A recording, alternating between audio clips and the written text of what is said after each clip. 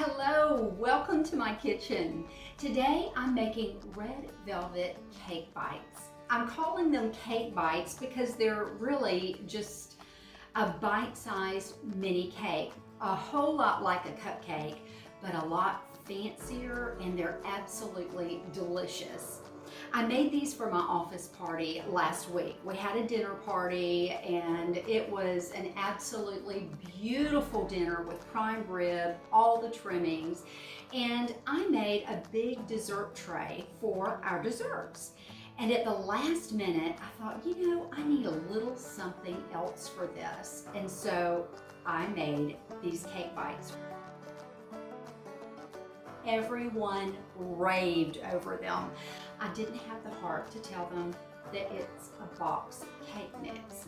Now, I did boost my flavors a lot, but it only took me minutes to make, and my cousin Tammy said, "You have got to share this recipe," so I am. I baked it according to the package directions, and I substituted a few ingredients. The first thing that I substituted was I traded oil for butter. This is 1/2 cup of salted butter, which is 1 stick, and I've melted that in the microwave. And my red velvet cake mix goes right in.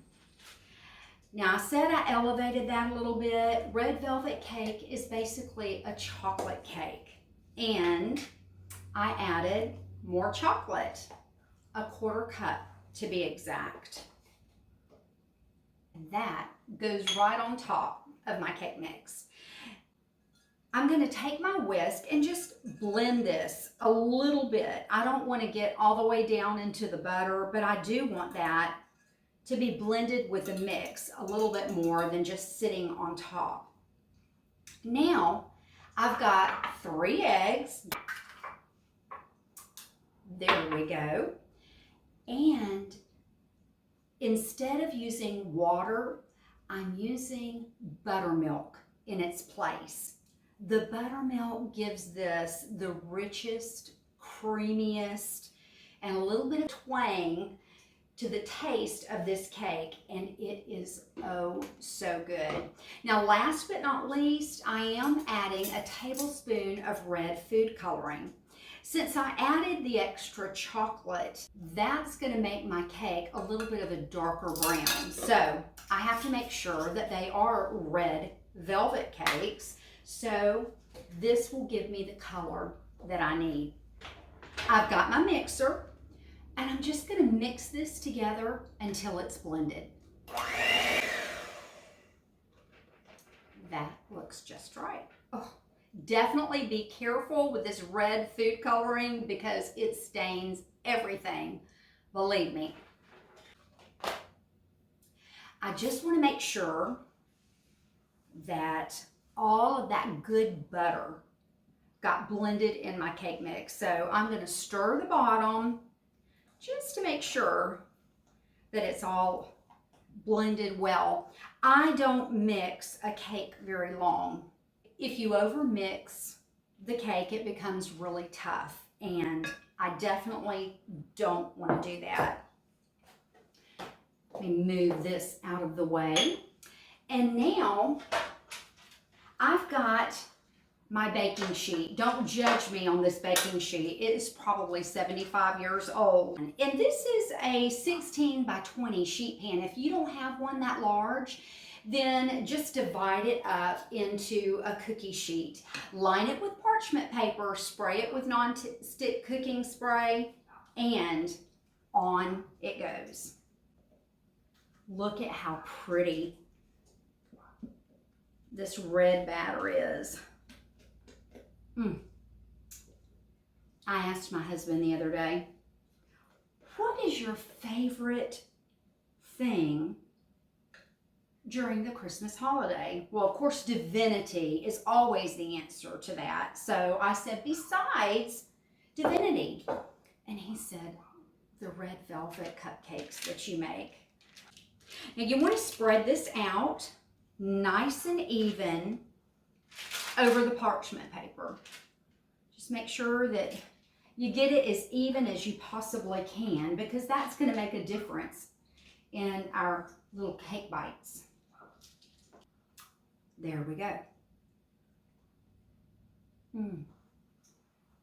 That's so good. That buttermilk just lifts this up and makes it richer, and you just got to try it. I'm going to take this pan and I'm going to beat it on the counter just to get all the air bubbles out. There we go. Now my oven is preheated to 325 degrees. The box says 350, but I like cooking this at 325. I think it works much better. So in it goes.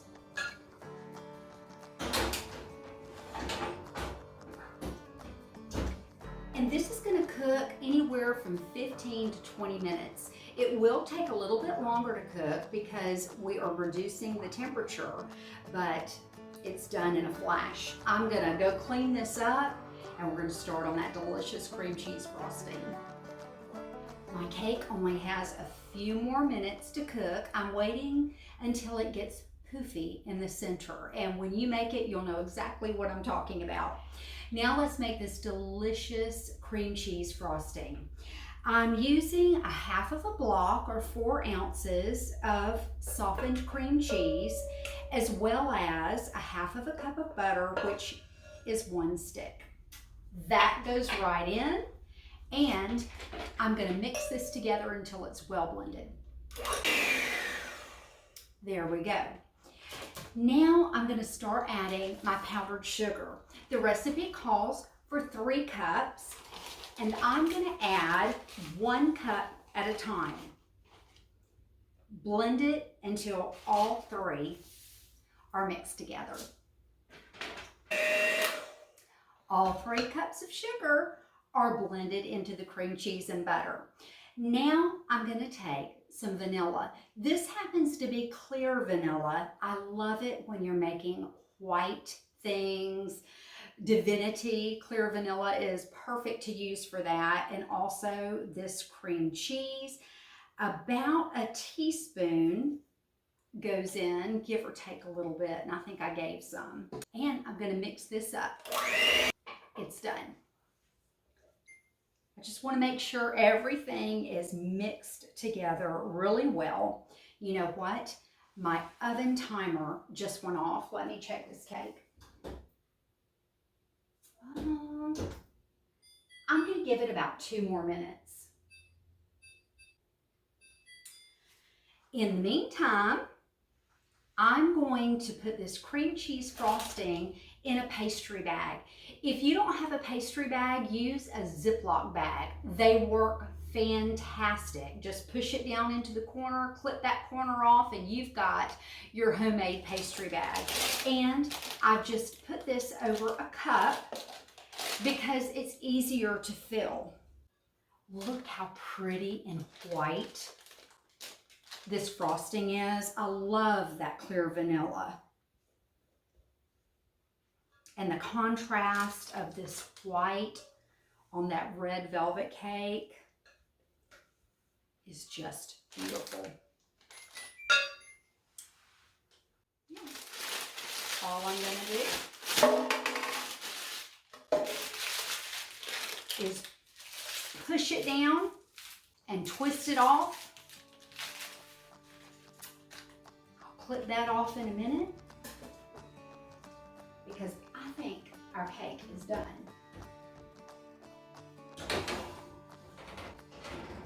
Oh yes, sure is. I'm gonna let this cool completely. You definitely don't want to frost a hot or a warm cake, or your frosting is going to melt. I'm going to leave it in the pan. There's no reason to take it out and put it on a cooling rack. This will cool just fine. Takes about 30 minutes. So I'll see you back here when that's done. My cake's cooled down enough so that I can cut my little circles. Now you can use a biscuit cutter or make them whatever size that you want. I'm using an old tomato paste can. I use this for biscuits and all sorts of things, and it makes the perfect size cutout for these cakes. Just show this to you. Look at these. Such a beautiful color of red. I'm going to put that on my wax paper.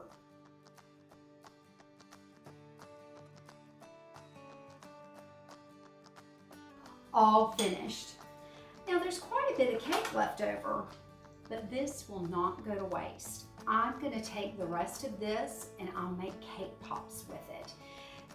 Any leftover cake that you have, never throw it away. That's how cake pops were invented, and they're absolutely delicious.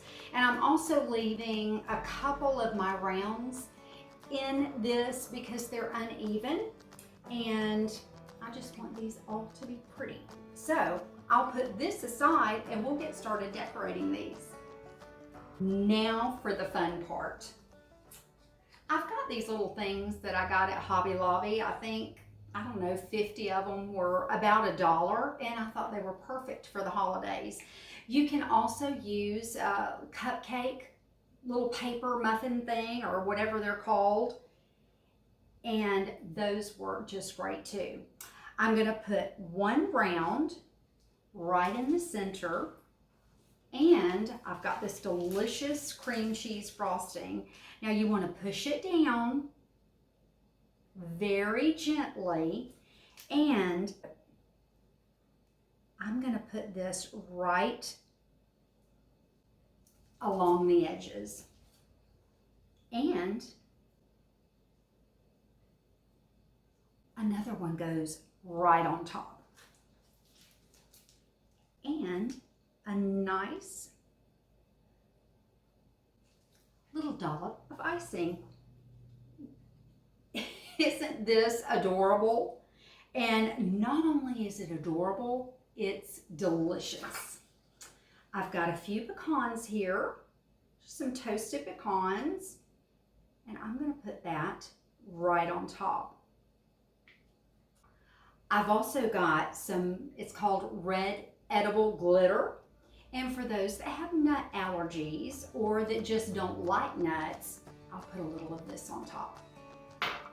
Well, I'm going to get busy making these, and I'll see you back here when they're done.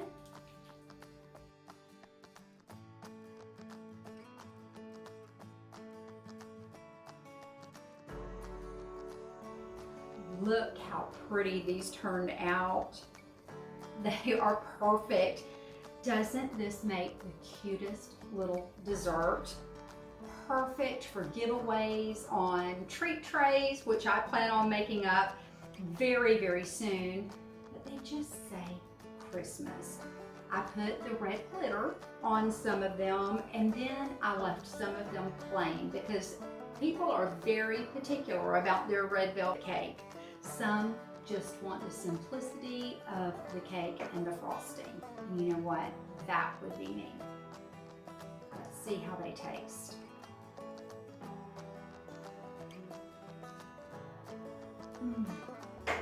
Oh my goodness. This is so delicious.